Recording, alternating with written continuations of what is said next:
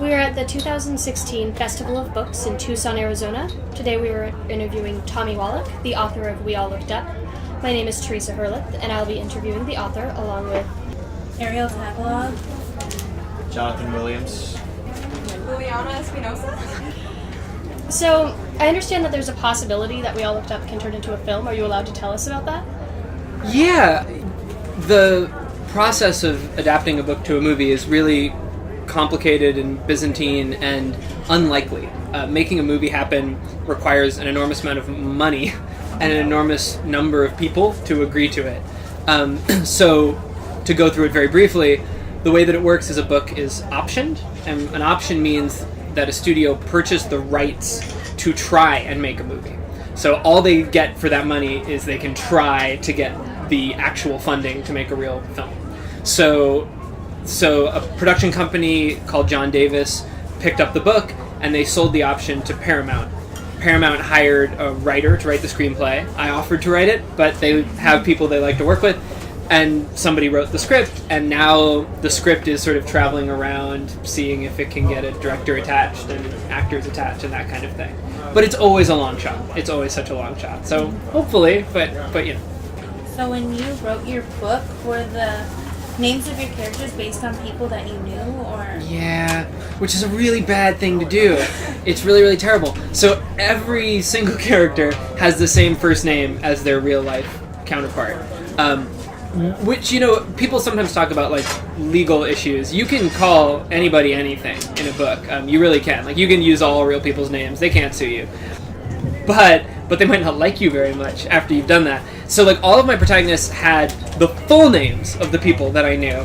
And then when publication time came, I changed their last names so that they would just have their first names. Except for one guy, I totally forgot to change his name. So he is still in the book with his full name, which is James Hurtlebring, and he hates me now. Seriously, because he's like the biggest loser in the school, and I didn't change his name at all. So when I did my book release in Seattle, a lot of my old high school friends came, and they were like, yeah, James isn't coming. And I was like, oh right, didn't change his name. Ah, bummer. So yeah, bad idea. I was just curious, but how do you become both a writer and a musician and make it like work really well as you did in the book? Does it work really well? I thought it did. Oh, good. Okay, then I can answer that question. The music stuff came first for me. I played classical piano pretty seriously as a kid, and then I was a professional musical theater actor in Seattle. So I did those two things first, so a lot of music stuff. And then, I just said this on the panel, I fell out of love with musical theater because I did a show that had like 110 performances, and I got really sick of it. And I was like, oh, this is not that much fun. And I was kind of casting about for something else to do. And I slowly moved into playing my own music, singer-songwriter style. But that came slowly. That didn't really happen seriously until college. But I found writing at the end of high school. I got really serious about writing. And since then, I've always pursued both pretty strongly. You know, I was signed to Decca Records, which is part of Universal Records, for a little while, and I was publishing in literary journals and stuff like that. So I was trying to make both of them work, but they're both incredibly difficult careers to make happen, like relative to normal careers. They're both, it's like two lotteries. So like playing two lotteries at once is great, but it's still two lotteries. Like that doesn't mean you're likely going to win one just because you're doing two of them. But I did know that if one of them hit, it would make the other one much easier, and that's why I sort of kept doing it that way. So with We All Looked Up, when it sold, after I knew it had sold, and I knew it had musician protagonists, obviously, then I knew right away that I was going to do this album, this companion album. So I had to know that it would sell, though, first. I wasn't about to just do it for the fun of it anymore, sadly. And even so, music is such an incredibly difficult career. I have a lot of friends that are in it. It's not fun to watch. It's not fun to watch from the outside, like a musician try to make a career. There's no money because people don't buy music anymore, right? Hold on, I have kids in the room. This is visual, so it's not very good for audio. But raise your hand if you have purchased an album in the last month, a full album. Do you mean like a hard copy or just? Whatever? No, I mean like you paid like your $10 or whatever. Oh. People validated, everything's fine. But that's great that you do, but it's a struggle. It's a struggle still to sell music in that way. So the album for We All Looked Up, for example, the book has sold like 80,000 copies, and I think the album has sold like 50 copies, maybe. You know, it's crazy. Yeah, people are the worst. Buy my album. So I have a follow-up question to that. So Yeah. when you started doing your own music, did you start in Seattle, or were you already living in the New York area? Yeah, so when I started playing out, it was in New York. I used to play at this cafe called the Sidewalk Cafe, which remains a great place. But at the time, you probably wouldn't have. Do you know Regina Spektor? So she got her start at Sidewalk Cafe. A singer named Nellie Mackay that you probably don't know, but she's like a big Broadway star now. But she was like a singer-songwriter, and then she moved to Broadway stuff. So it was a really cool, hip place. Not that it did me any good, but you know, like I got to play there. And so I did it there, and then I kept playing in LA as well. And YouTube, bizarrely, is where I had the sort of most success. Like my record deal came out of YouTube stuff. Weirdly. To me, that's actually not that big of a surprise. Yeah, I did, right? YouTube is the biggest thing where you just type in something, you find something, then you find something else, then you look at that, you like that thing actually a lot more than your first idea. Yes, and it should be me that you end up the last one. That should be me. You're like, this is way better than Taylor Swift. So, speaking of music, are you going to be performing any concerts lately, or are you more focused on your novel? Yeah, so I played at my book release. So I did a book release in New York at the Strand. And I did, the book release I did for We All Looked Up was like a high point of my life. I played at this place called Joe's Pub, which sounds much less exciting than it is, because when you say Joe's Pub, it sounds like it's a pub. It is not a pub. It is a part of the Public Theater, which is like a really big, gigantic, important, like Hamilton started the Public Theater. So like I did my book release at that theater, and it was amazing and wonderful. I didn't play a single show in the year between these two book releases, because it's hard to get excited about it now, to be honest. I hope that when my writing career has gone further and I can play shows and young people might actually, like readers might come out, then it will be fun again. But when I play shows now, I'm still mostly drawing on just my friends, my personal networks. And at a certain point, it's just kind of silly to like call your friends and be like, come watch me show off for an hour and pay $10 for it. That will be fun for you. That being said, I'm performing in Australia in May as part of like a book festival, so that'll be nice. Hopefully someone will come. So when did you know that you wanted to become a writer? That's a good question. I sort of said this before, so I'm prepared. I'm prepared from my panel. I was always writing, so I was writing from like a really, really young age, really terrible, horrible stories. I found this great story that I wrote when I was like 8 or 9 or something, and it was a fantasy story, and it was clearly just me playing video games and trying to write a story based on what I knew. Like, so if you play video games, this will be funny to you. If you don't, it won't be funny. But the story was literally like, Steve went to the inn and rested to recover his hit points, and then he like purchased, it was just like a video game in a story form. It was hilariously awful. But I was always trying to do that kind of thing. And then when at the end of high school, I had a really bizarre success. I wrote for a magazine called McSweeney's, which at the time was like a really big, important literary magazine for adults, and I was 17, and I sold it like I was published before they knew how old I was, and this writer named Dave Eggers, who's like important, he like called me, and he was like, and it was this amazing moment for me, because it was like, oh, this is something I could really make a career out of. This was very encouraging. After that was followed by 12 years of nothing but horrific failure, I should add, but I had this one moment of success very early that convinced me it would be a smooth road, which it didn't turn out to be, but that's okay. I read like the very last page of your book, and you mentioned that you had several mentors. And I was just curious, like, how many mentors did Tommy Wallach have? Okay. How many? Well, yeah, let's talk about him in the third person, shall we? Tommy had many mentors. Yeah, that was past tense. Yeah. I thanked a lot of people. Mentors is actually more complicated, and I think I do have to say that I never had a mentor. It sounds like it would have been really nice to have one. I would have loved some mentors. There were a lot of people that were very helpful and supportive and deserved thanks.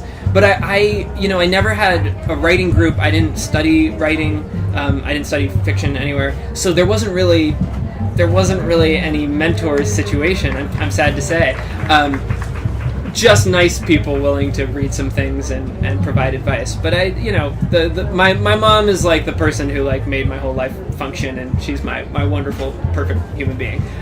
Still probably not a mentor writing wise, but a life mentor. We'll just go with the mom. Yeah, loved inspiration of your life. Yes. Yeah. So, We All Looked Up is going to be debuted in German, correct? It came out this week. Yeah.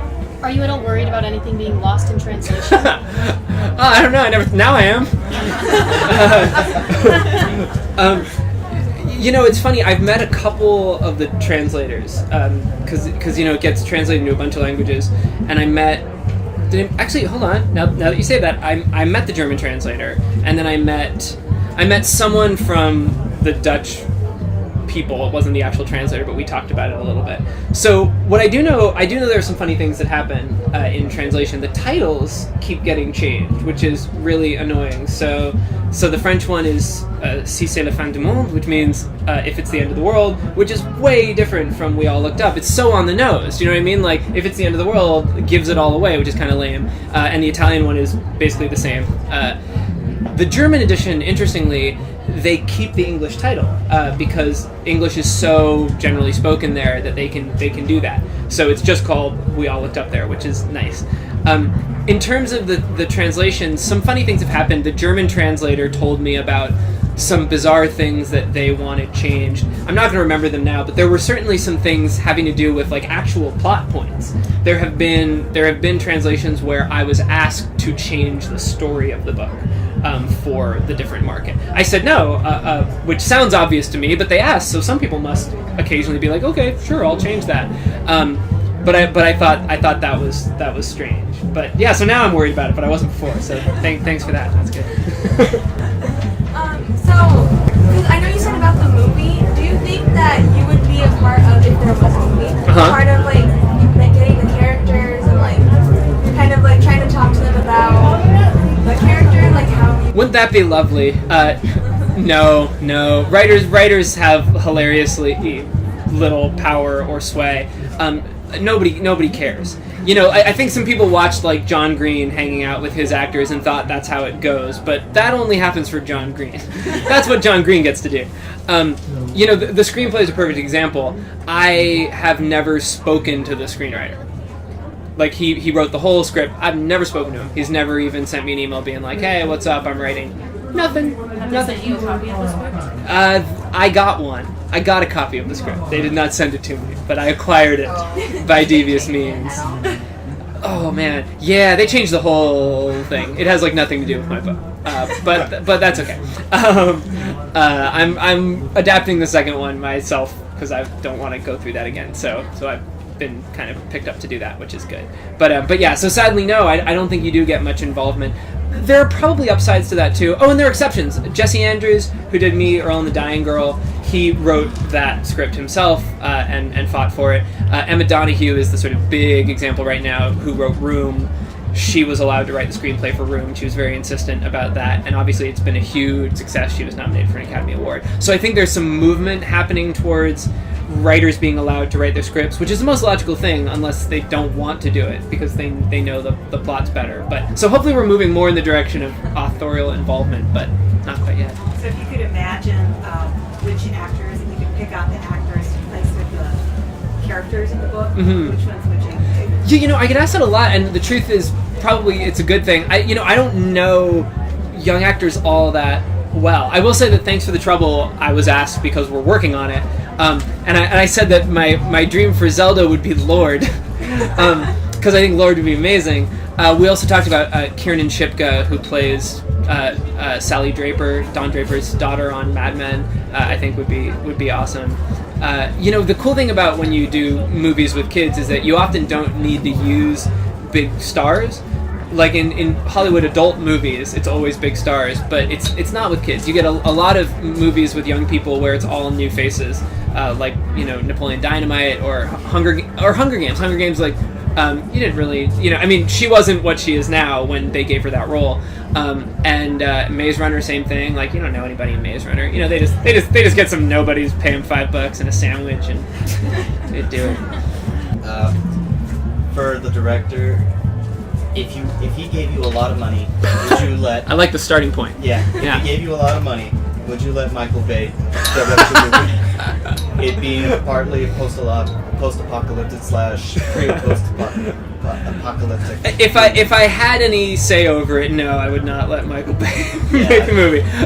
I was one slightly hoping for that, and two, I completely understand. Cool. And Nice. my second part of it was, why did you think of post-apocalyptic. Like, I think there's some stories I know that they have a giant meteor that's coming Sure, down. it's a thing, yeah. And the government, they just don't tell the people until like, okay, yeah, 5 minutes from now, you will all die. So.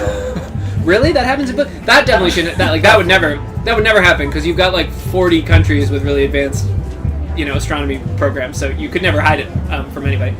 So those books suck. I don't know what they are, but those are bad books. But you're right. The asteroid thing is a really standard trope in primarily in action films, right? So you have like Deep Impact and Armageddon and some other ones. The inspiration for this book was a movie that I'm pretty sure you will not have seen called Melancholia. Anybody seen Melancholia? So it's by a director named Lars von Trier, who does very adult movies. He's a European director. I mean, amazing movies that you should watch them. Dancer in the Dark is one he made with Bjork, which if you're looking for one to get into, that's one of the nicer ones, and it still ends horrifically, and it's about a woman losing her sight and her mind at the same time. So not an easy watch. But he made this movie called Melancholia, which is really beautiful. It's on Netflix. It's about an asteroid, but the asteroid in that case is very clearly a metaphor for depression. It's really a movie about depression, but it has an actual asteroid in it that they're dealing with, but it's clearly being used as a metaphor. When I saw that movie, I realized that this asteroid trope, had some uses, narrative-wise, that hadn't really been explored. I felt just in terms of using it for something other than an action movie. So I was really excited about that, and when I sort of looked into it, it seemed like it hadn't been done for young people, which seemed like a real missed opportunity because, not to be reductive for you young people, but when you're young, everything really feels apocalyptic. And I can tell you, like, whether you probably believe it, but like it in a kind of depressing way, all of your emotions will be less strong the older you get, and it's kind of sad. So like if you felt incredibly depressed recently, that will go away because you just sort of get used to it, or so many years pass by that it doesn't cut as deeply as it cuts when you're young. And so that nice little parallel of everything sort of feels like the end of the world. The first time somebody breaks your heart or any of these things, it feels like the end of the world, and to bring that together with a literal end of the world scenario just seemed really exciting and interesting. So that's where it came from. Okay, yeah. Cool. That coincides with something that happened to me earlier on in the month, so... Something depressing? A little bit. Oh, I'm sorry. I'm cool. I'm sorry. It's alright, I'm actually over it now, so... Boom! There it goes. Welcome to adulthood. Yeah, there it is. So, how would you describe your own style, both artistically and literarily? Okay, describe my style. I just want to be like Fly and just nothing else. But I won't. I know what I'd like it to be, but this is one of those like looking at yourself in the mirror and trying to describe yourself. You know what I mean? Like it's not really doable. So I know that what I would like is to be writing literary novels in the YA sphere. Like that's what I want to be doing. My whole background is in writing for adults. I only read adult fiction. I don't actually read YA, which is sort of bizarre for a lot of people. Not because of anything other than I already spend enough time in that mindset, and with young people, I'm writing them many hours a day, and like I want to sort of go be with adults after I've done that time. So that's my whole world is that world, is the literary world. I love the world that I found myself in. I really do. I love the readers. I love the books that are coming out. I love the increased interest that is coming to it, and the increased complexity that the books are being allowed to comprise and all this stuff. But I want to be considered on that vanguard of sort of the people that are trying to write books for young people, but that are still relevant for older people and enjoyable to read and deep enough that they have something to offer people that don't necessarily just want escapist fiction. And escapist fiction is great, and there's a lot of adult escapist fiction that's not just a kid's thing. But I want to be maybe not on that side of things, at least if I can help it. Guess what authors inspired you to write? Was it author inspiration? It's a great question. There's always like so many, you know what I mean? There's always like a whole lot of answers to that. If I try to think really, really specifically, hi. It's windy. I want the people on this microphone to know what's happening while we're all going. Or I could be like, a vampire just walked in. It's way easier for me just to talk about people I really like. Or, you know what, the most inspirational person, I shouldn't hit the table, the most inspirational person in the YA world is definitely Philip Pullman. Do you guys read Philip Pullman? Raise your hand if you've read Philip Pullman. Boom. So Philip Pullman is amazing. He wrote a series for young people called His Dark Materials, which is already amazing because it's a Milton reference or a Blake reference, and like how many kids are catching that reference. And it's a book about here's where I'll get myself in trouble. It's a very secular book. You know this. It's a fairly anti-religious book, though it's done with subtlety and tact. But that's what it is. The climactic scene of it is like a sort of Garden of Eden recreation with the two 14-year-old protagonists. It's like some stuff. But the books are amazing. They're huge bestsellers. These are not obscure books. They're being made into a BBC series right now. They were already made into a movie with Nicole Kidman that took out all the religious stuff, and so it was terrible, and nobody liked it. But they're redoing it now as a TV show. That has been so inspiring to me in terms of his message. The writing is quite strong. It still manages to be plotty and pacey and fun to read. And on that same tip, I would probably say in the adult sphere, Graham Greene and John le Carré are like two people I worship because they write really intellectually interesting books that are also pacey and move, and that kind of prove that the dichotomy that you have to choose sort of slow-moving literary canal-scored sort of books, or you have to do plotty stuff, is like false, and that you can do both if you're really talented, and that's a good goal to have. That was a long answer. I have one for my son who couldn't make it, and he was wondering about the Crocodile Club in Seattle. Yes. If you'd actually been there and experienced what it was like to be in that club. Does he know it? Is that why he asks? Yeah, he hasn't been there, but he's heard about it because he's visited Seattle because it's a historic club. Yes. So I was in there. I never played there. I never got to perform there because I didn't perform much in Seattle, as I said. But I had been there. The reason why I set that book in Seattle is because it's where I'm from, and it's not just a function of knowledge, but it's a function of I know that city from when I was young. And you know what it's like? It's a different thing. Like knowing the places that actual young people want to spend their time is very different from like sort of knowing the city as a whole. So the Crocodile Club was a place that people really went, along with Bet's Cafe.